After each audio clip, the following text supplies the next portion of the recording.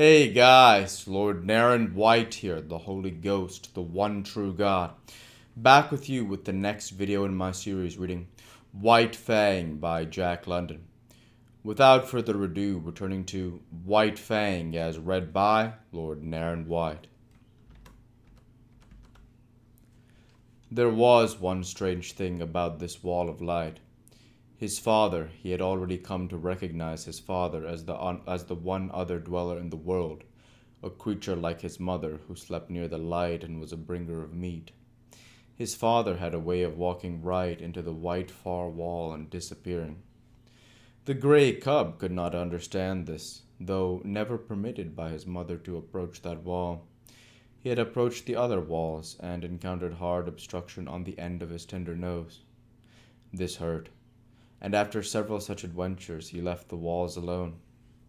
Without thinking about it, he accepted this disappearing into the wall as a peculiarity of his father, as milk and half-digested meat were peculiarities of his mother.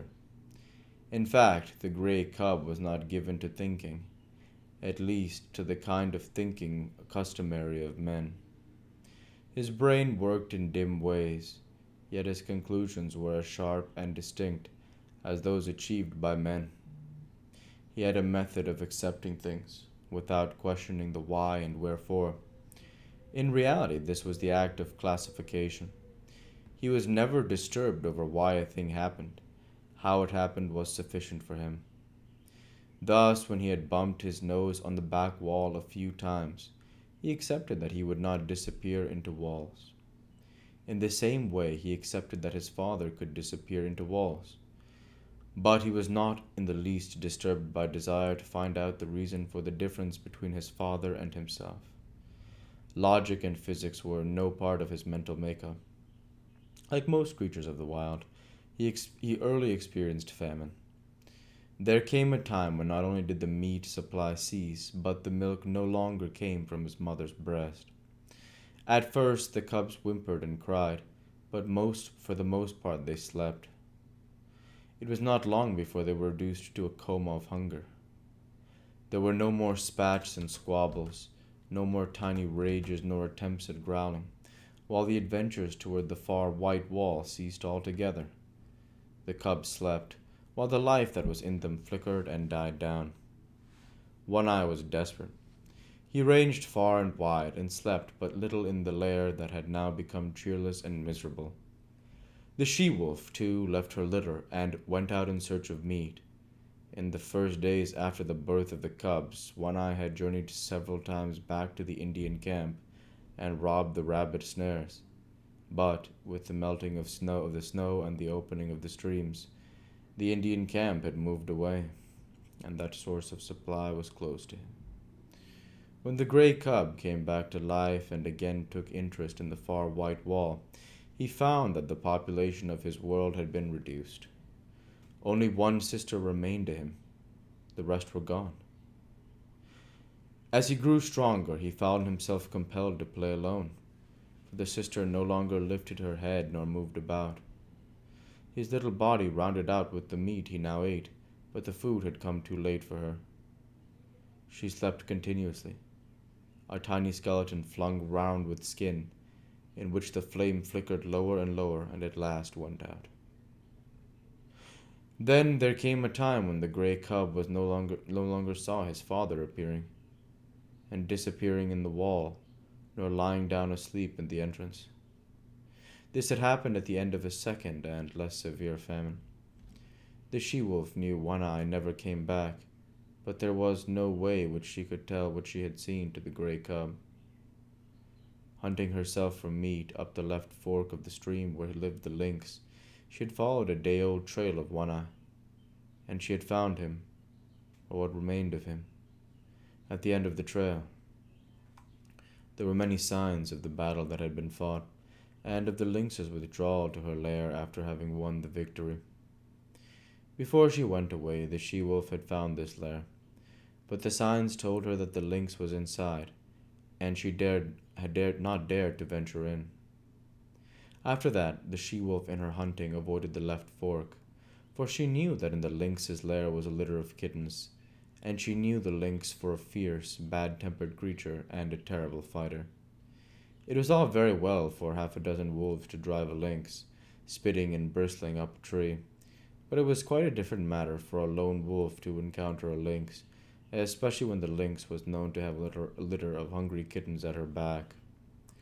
But the wild is the wild, and motherhood is motherhood, at all times protective whether in the wild or out of it, and the time was to come when the she wolf, for her grey cub's sake, would venture the left fork and the lair in the rocks and the lynx's wrath.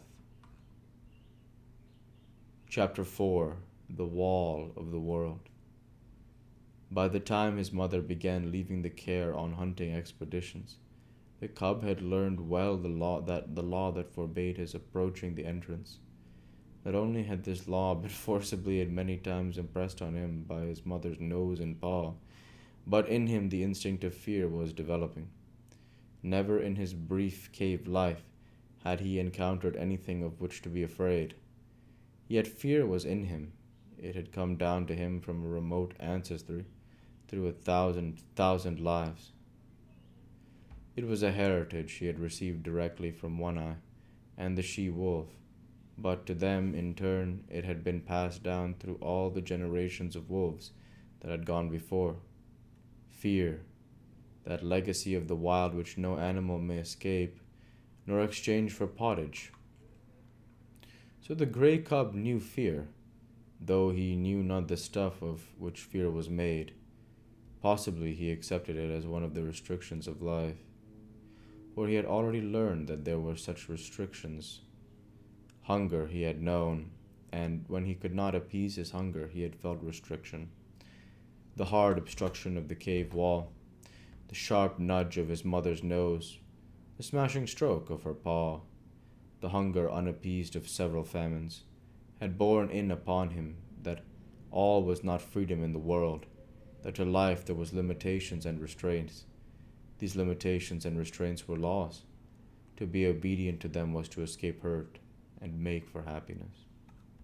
He did not reason the question out in this man fashion. He merely classified the things that hurt and the things that did not hurt.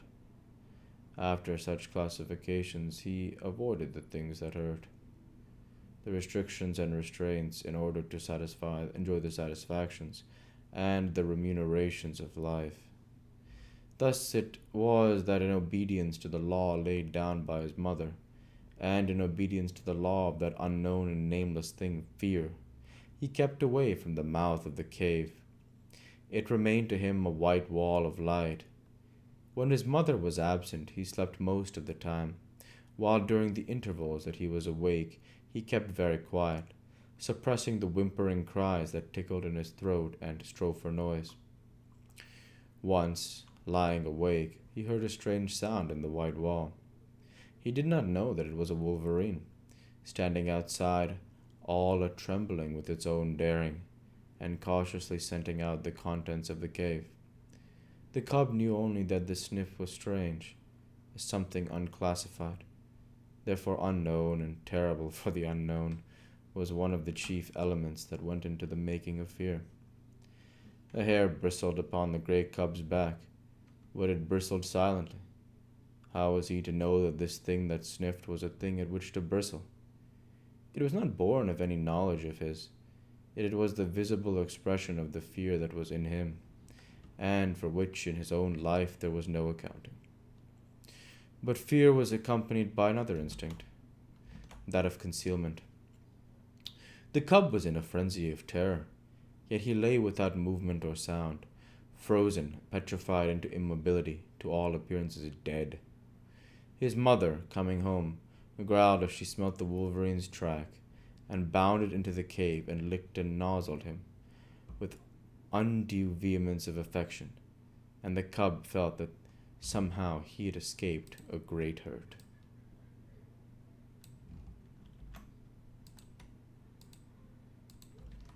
And we'll go ahead and stop there for this week. As usual, I want to say thank you for watching, and I hope you enjoyed. Please like, comment, and subscribe, as it greatly helps the channel. Light be with you all. Take care and thanks again.